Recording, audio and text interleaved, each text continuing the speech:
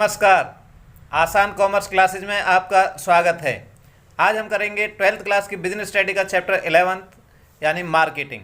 Marketing के second part में आज हम meaning and elements of marketing mix and meaning and classification of product को करेंगे। तो चलिए शुरुआत करते हैं मीनिंग ऑफ मार्केटिंग मिक्स से। मार्केटिंग मिक्स का अर्थ है the aggregate of policies formulated with a view of successfully completing the different marketing activities। यानी मार्केटिंग मिक्स कोई ऐसा नहीं कोई जो कोई सामान हो और वो हमने मिला दिया हो इस तरह से, जैसे कि इसकी सेंस निकल रही है कि मार्केटिंग मिक्स जैसे दो चार कुछ सामान लिए और उन सामानों को हमने मिक्स कर दिया हो, ऐसा कुछ नहीं है इसमें। मार्केटिंग मिक्स क्या है? एग्रीगेट ऑफ पॉलिसीज, ये एक सेट ऑफ पॉलिसीज, बहुत सारी पॉलिसीज हैं, उनका क्या है? एग्रीगेट है, उनका एक समूह है। ये फॉर्मुलेटेड, जो फॉर्मुलेटेड की जाती हैं with A view of successfully completing, क्या चीज को ध्यान में रखते हुए? Successfully completing the different marketing activities. Marketing activities की हमारे जो डिफरेंट एक्टिविटीज हैं, बहुत सारी एक्टिविटीज हैं, वो आप आगे चल के इसमें देखेंगे। तो उन सभी को ध्यान में रखते हुए, उनकी सफलता को ध्यान में रखते हुए एक जो पॉलिसीज बनाई जाती हैं, उन सभी पॉलिसीज को हम क्या कहते हैं? मार्केटिंग मिक्स कहते हैं। तो इस बात को ध्यान से समझ लें। मार्केटिंग मिक्स क्या है? The aggregate of policies formulated with A view of successfully completing the different marketing activities. अब मार्केटिंग मिक्स एक बहुत वाइड टर्म है। इसके हम एलिमेंट्स देखते हैं कि मार्केटिंग मिक्स में हमारी कौन कौन सी चीज़ें शामिल होती हैं। ये एलिमेंट ऑफ मार्केटिंग मिक्स, यानी इनको हम 4 P's के नाम से भी जानते हैं, जिसमें है पहला P product mix, price mix, promotion mix और प्लेस मिक्स। यानी जो हम प्रोडक्ट तैयार कर रहे हैं उस प्रोडक्ट से रिलेटेड जो पॉलिसीज बनाई जाएंगी, उसका क्या ब्रांड होगा, क्या उसका नाम होगा, किस तरह से उसकी पैकेजिंग की जाएगी, ये सारी चीज़ें हमारी प्रोडक्ट मिक्स में दी जाती हैं। प्राइस मिक्स, प्राइस को उसको निश्चित करना कि कितना प्राइस होना चाहिए, उसमें क्या क्या चीज़ शामिल होंगी। प्रमोशन मिक्स, अब इस प्रोडक्ट की प्रमोशन हमें करनी है, लोगों को इसकी जानकारी देनी है। प्लेस मिक्स, अब ये कस्टमर तक पहुंचाना, क्योंकि कस्टमर और जो प्रोड्यूसर उनके बीच में डिफरेंट है। तो इन सभी 4 P's से रिलेटेड जो भी हमारी पॉलिसीज बनाई जाती हैं, प्रोडक्ट से रिलेटेड, प्राइस से रिलेटेड, प्रमोशन से रिलेटेड और प्लेस से रिलेटेड, ये सभी हमारी क्या है? मार्केटिंग मिक्स का एक हिस्सा है। लेकिन इन सभी के जो केंद्र में जो चीज़ है वो है हमारा प्रोडक्ट, यानी प्रोडक्ट से रिलेटेड जो उसका क्या ब्रांड हो, क्या कैसी पैकेजिंग हो, ये भी हम प्रोडक्ट के बारे में सोचते हैं। प्रोडक्ट का क्या प्राइस हो, ये भी हम प्रोडक्ट के बारे में सोचते हैं। प्रोडक्ट की ही हम प्रमोशन करते हैं और प्रोडक्ट को ही हम कंज्यूमर तक पहुंचाते हैं। तो ये सारी इन सभी के बीच में केंद्र में क्या है? प्रोडक्ट है। तो इसलिए आज हम प्रोडक्ट के बारे में थोड़ा सा डिटेल से पढ़ते हैं कि प्रोडक्ट क्या है और किस तरह से इसको डिवीजन किया गया है, क्लासिफिकेशन किया गया है। A product means everything which satisfy the need of buyers, यानी किसी ने, कोई बायर्स है जो उसकी कोई भी ज़रूरत अगर किसी चीज़ से पूरी हुई है तो वो ही हमारा प्रोडक्ट है। अब ये बहुत वाइड इसकी डेफिनेशन होगी ये भी, कि ज़रूरी नहीं है कोई सामान ही हो जिससे हमारी ज़रूरत पूरी होती हो। हमारी जो ज़रूरतें हैं किसी सूचना से भी, इंफॉर्मेशन से पूरी हो सकती हैं, हमारी सर्विस से पूरी हो सकती हैं, कोई चीज़ भी हो सकती है, कोई सामान भी हो सकता है वो, तो उससे भी हमारी ज़रूरत पूरी हो सकती है। जैसे घर का सामान है, ये चीज़ हम लेकर के आए, टीवी, स्कूटर, ये हमारी ज़रूरत पूरी करते हैं। हम अपने क्या कटिंग करा के आते हैं तो ये हमारी सर्विस मिल गई। डॉक्टर को जाते हैं, टीचर से जाते हैं, पढ़ते हैं, तो वहाँ से हमारी ज़रूरतें पूरी होती हैं, तो उनकी भी कीमत है, वो भी हमने, मान लीजिए उनके लिए भी हमने पे किया है, तो वो भी क्या है? हमारी प्रोडक्ट है। इसके अलावा और बहुत सारी चीज़ें जो कि हमारे प्रोडक्ट, कोई इन्फॉर्मेशन, इवन अगर हमने कहीं से कोई इन्फॉर्मेशन ली है कुछ पैसे दे करके उसके बदले में, तो वो भी हमारा क्या? प्रोडक्ट है। जैसे कि हम न्यूज़पेपर पढ़ते हैं, न्यूज़पेपर लेते हैं, तो न्यूज़पेपर में क्या है? केवल इन्फॉर्मेशन होती है। टीवी पर हम न्यूज़ देखते हैं तो वहाँ क्या? इन्फॉर्मेशन होती है, लेकिन उनके लिए भी हम पे करते हैं, तो वो भी क्या है? प्रोडक्ट हैं। तो इस तरह से प्रोडक्ट हमारे काफ़ी वाइड इसकी डेफिनेशन बन जाती है। अब हम जो अपनी ज़रूरतें, प्रोडक्ट से जो अपनी ज़रूरतें हैं वो हम किस तरीके से हम पूरी करते हैं वो भी एक बार देख लेते हैं। कोई प्रोडक्ट एक तो फंक्शनल सेटिस्फेक्शन, यानी जो जिस काम के लिए वो चीज़ बनी है उस चीज़ से हमें वो सेटिस्फेक्शन मिलता है। जैसे कि एग्जांपल लेते हैं, हम एक शर्ट है, शर्ट हमने पहन ली, हमारी बॉडी को कवर करती है, प्रोटेक्ट करती है बॉडी को, तो ये हमारा क्या है? फंक्शनल सेटिस्फेक्शन, जो कि एक शर्ट का एक उद्देश्य है। दूसरा है साइकोलॉजिकल सेटिस्फैक्शन। अब शर्ट को पहन करके हम एक एक्टिव से महसूस करते हैं, अपने आप को ज़्यादा संतुष्ट महसूस करते हैं, साइकोलॉजिकली हम ज़्यादा फिट महसूस करते हैं। तो ये हमारे क्या है, साइकोलॉजिकल सेटिस्फैक्शन मिलता है। इसके अलावा सोशल सेटिस्फैक्शन, एक बहुत कीमती सी शर्ट है, उसे दिखाते हैं लोग, हमारी उससे प्रशंसा करते हैं, शर्ट तो बहुत अच्छी है। तो ये चीज़ हमारे क्या है, सोशल रिकग्निशन मिले हमें उसकी, तो इसलिए भी कई बार हम शर्ट को हम पहनते हैं कि लोग कहेंगे कि हाँ बहुत अच्छी शर्ट है। तो ये हमारी क्या है, सोशल सेटिस्फैक्शन है। इस तरह से किसी प्रोडक्ट से हमें कई तरीके से हमें सेटिस्फैक्शन मिलती है। अब आगे प्रोडक्ट का हम क्लासिफिकेशन देखते हैं। प्रोडक्ट को मेनली हम दो भागों में यहाँ पर बांटा गया है। तो कंज्यूमर प्रोडक्ट है, दूसरा हमारा इंडस्ट्रियल प्रोडक्ट है। तो पहले हम कंज्यूमर प्रोडक्ट देखते हैं। कंज्यूमर प्रोडक्ट हमारे क्या है, purchase of ultimate consumer, purchase by ultimate consumer for satisfying their need. अगर कंज्यूमर, अंतिम कंज्यूमर के द्वारा, दोबारा बेचने के लिए नहीं, लास्ट में कंज्यूमर के द्वारा फॉर सेटिस्फाइंग देयर नीड, उनकी ज़रूरतों को पूरा करने के लिए अगर कोई चीज़ परचेज की जाती है तो वो हमारी कंज्यूमर प्रोडक्ट कहलाती है। और industrial product used as inputs for manufacturing other product.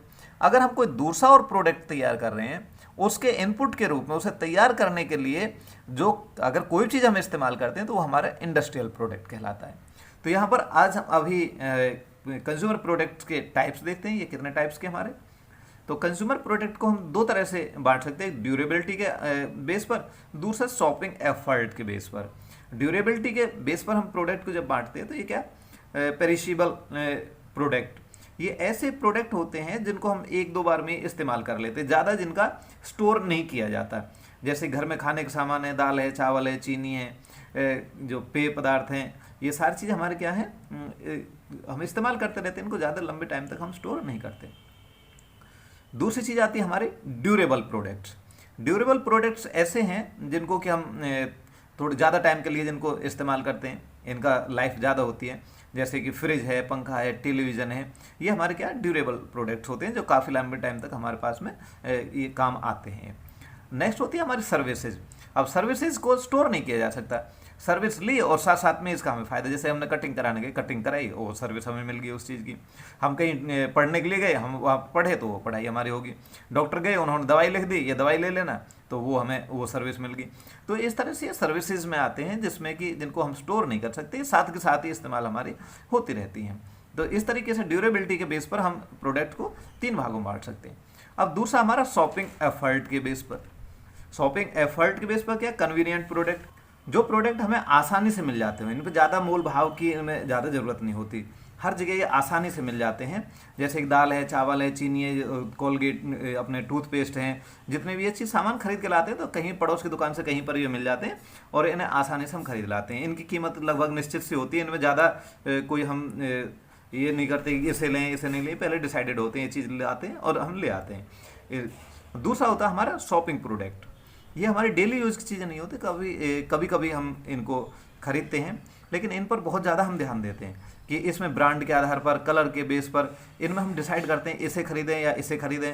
तो यहाँ पर काफ़ी कुछ हमें सोच विचार करके हमें ये चीज़ें खरीदनी होती हैं। जैसे कि हम कपड़े खरीद के लाते हैं तो देखते हैं कि यार कौन से ये महंगा है, ये सस्ता है, इसका कलर अच्छा है, इसका साइज़ इस तरह का है, या टीवी है इस तरह खरीदे, कौन सा टीवी ज़्यादा बेटर रहेगा, कई ब्रांड उसमें आ रहे हैं। तो इनमें ब्रांड का कुछ ज़्यादा इसमें रोल रहता है, एडवर्टीजमेंट और ब्रांड का, इनकी काफ़ी ज़्यादा एडवर्टीजमेंट और ब्रांडिंग की जाती है जिससे कि लोग इनकी तरफ ज़्यादा अट्रैक्ट होते हैं। अब दूसरे एक नेक्स्ट आता है हमारे स्पेशलिटी प्रोडक्ट्स। अब ये प्रोडक्ट कुछ ऐसे होते हैं जिनमें कि आदमी एक कुछ विशेष गुणों के कारण कुछ ही लोग इनको खरीदते हैं, जो शौकिया होते हैं किस तरह के। जैसे किसी को एक निश्चित एक रेस्टोरेंट में खाना खाना है, भाई हमें तो उसी का खाना खाना है, तो इसमें भी इनकी एक स्पेशल पसंद होती है। जैसे कहीं आर्ट गैलरी है कि भाई हमें तो M.F. हुसैन की ही एक पेंटिंग चाहिए घर में लगाने के लिए, तो वो उसकी कीमत नहीं देखते। फिर कोई जैसे आर्टिस्ट चीज़ होती हैं, या कोई गाड़ी खरीदनी है, अब गाड़ी किसी को मान लीजिए एक तो सिंपल गाड़ी खरीदनी हो तो शॉपिंग प्रोडक्ट में आ सकती है, क्योंकि छोटी कार खरीदनी है तो शॉपिंग प्रोडक्ट में भाई इस गाड़ी को लें, इसको बहुत सारे विकल्प हैं तो वो चीज़ देख सकते हैं। लेकिन मान लीजिए यहाँ पर स्पेशल कोई हमें भाई ऑडी ही गाड़ी चाहिए, अब कोई स्पेशल प्रोडक्ट जब वो लेते हैं उसमें उसकी कोई चॉइस नहीं होती, हमें तो यही चाहिए और इसको किसी भी कीमत पर वो फिर लेना चाहते हैं। तो इस तरह से ये स्पेशलिटी जो प्रोडक्ट्स वो होते हैं। अब नेक्स्ट हम आते हैं इंडस्ट्रियल प्रोडक्ट्स के आधार। अब इंडस्ट्रियल प्रोडक्ट्स का जो क्लासिफिकेशन हो इस तरीके से यहाँ पर किया गया है। इनको यहाँ पर 3 भागों में बांटा गया पहले, यानी मटेरियल एंड पार्ट्स, दूसरा हमारे कैपिटल आइटम्स, दूसरा और तीसरा हमारा सप्लाईज एंड बिजनेस सर्विसेज। तो पहले हम मटेरियल एंड पार्ट्स को हम देखते हैं।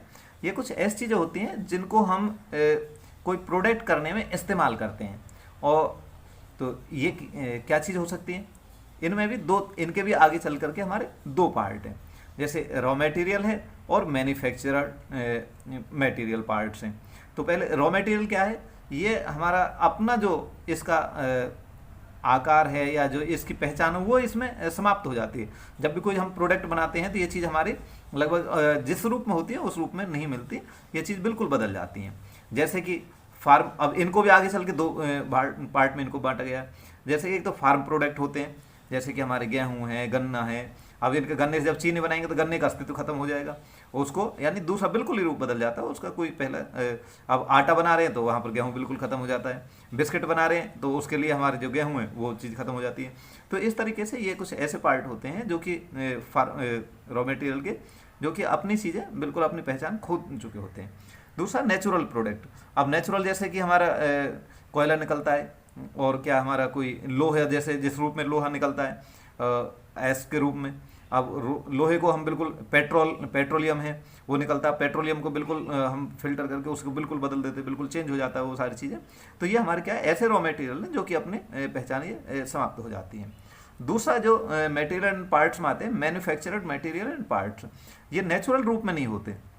इसको भी हालांकि आगे चल के हमने 2 भागों में बांटा है, एक तो कंपोनेंट मटेरियल, एक कंपोनेंट पार्ट्स। कंपोनेंट मटेरियल ऐसी चीज़ होती हैं जो कि पहले से प्रोसेस करके बनाई गई होती हैं। जैसे हमारी कपास निकलती, कपास से हमने एक रुई अलग कर दी, रुई बन के जो तैयार होगी है तो उसको आगे धागा कोई चीज़ बना सकते हैं, लेकिन ये पहले से प्रोसेस्ड होती है, नेचुरल रूप में नहीं होती। जो रॉ मटेरियल्स ये हमने देखे थे ये लगभग नेचुरल रूप में थे और इनमें कुछ भी प्रोसेसिंग नहीं की गई थी। यहाँ पर केवल इसमें अंतर ये मैन्युफैक्चरड मटेरियल में कि इनको पहले से प्रोसेसिंग पहले से हो चुकी होती है, जैसे धागा बन चुका होता है अब हम उसे कपड़ा तैयार करना है हमें। तो इस तरीके से ये ऐसे कंपोनेंट्स होते हैं। जैसे पहले सीमेंट, अब सीमेंट को इस्तेमाल करना है, और लोहा खान से जैसे निकलता है, हमारा माइनिंग से जैसे निकलता है, उसके बाद में वो प्रोसेस होकर के वो यूज़ करने लायक उसके जैसे सरिये बना लिए, रोड बन जाती हैं, तो वो भी हमारे कंपोनेंट मटेरियल के अंदर आते हैं। दूसरा होता है कंपोनेंट पार्ट। अब कंपोनेंट मटेरियल में, कंपोनेंट पार्ट्स में क्या है, कंपोनेंट मटेरियल भी अपने पहले रूप में नहीं रहता, ये भी हमारा चेंज हो जाता है। लेकिन कंपोनेंट पार्ट्स को एज इट इज़, जैसा वो पार्ट है वैसे ही उसे हम इस्तेमाल करते हैं। जैसे गाड़ी के लिए गाड़ी बना रहे हैं, गाड़ी में हमने क्या है, स्टेयरिंग लगाया है, उसके टायर लगाए हैं, ट्यूब लगाए हैं, उसमें इंजन है, तो वो सारी चीज़, बल्ब हैं, तो ये क्या कंपोनेंट पार्ट्स, ये अपने अपने रूप को नहीं छोड़ते, वैसे वैसे रूप रहते हैं और उसी तरीके से ये हमारे इस्तेमाल आते हैं। इनको मिला करके एक हम नई चीज़, कोई चीज़ बना लेते हैं, तो ये हमारे क्या कंपोनेंट पार्ट्स कहलाते हैं। अब मटेरियल पार्ट्स के बाद में ये अब नेक्स्ट आती है हमारी कैपिटल आइटम्स। अब कैपिटल आइटम्स को भी आगे फिर ये हमारे यूज़ नहीं होते, बल्कि काफ़ी लंबे समय तक हम इनसे कार्य करते हैं। ये हमारे जो प्रोडक्शन के काम में ये अपना रूप नहीं बदलते, ना ही इनको इस्तेमाल, यानी इनको बेचने के लिए इस्तेमाल नहीं, बल्कि ये चीज़ बनाने में कोई काम आते हैं। जैसे कि इंस्टॉलेशन है, इंस्टॉलेशन में क्या है कि हमने प्लांट लगाया हुआ है, बिल्डिंग बनाई हुई है, लैंड है, बिल्डिंग है, प्लांट है, तो ये सारी चीज़ें हमारे क्या इंस्टॉलेशन के अंतर्गत आते हैं। अब इन चीज़ों से हम दूसरे प्रोडक्ट बनाते हैं, लेकिन इन चीज़ों को खुद को नहीं बेचते, ये हमारे प्रोडक्ट नहीं होते, बल्कि प्रोडक्ट बनाने में ये काम आते हैं। दूसरा हमारे इक्विपमेंट्स है। अब इंस्टॉलेशन में तो होगी बड़ी मशीन जो कि हमने फिक्स कर दी, ट्रॉली की ज़रूरत पड़ती है सामान लाने ले जाने के लिए, और ड्रिल मशीन की ज़रूरत पड़ती है, किसी हैमर्स की ज़रूरत पड़ती है, जो अदर इक्विपमेंट होते हैं जो उनके इंस्टॉलेशन के साथ में हमें उनकी ज़रूरत पड़ती है, वो हमारे क्या इक्विपमेंट्स कहलाते हैं। तो ये कैपिटल गुड्स को भी, यहाँ पर आइटम्स को भी हमने 2 भागों में बांटा गया, इंस्टॉलेशन एंड इक्विपमेंट्स। अब थर्ड हमारे आती है सप्लाईज एंड बिजनेस सर्विसेज।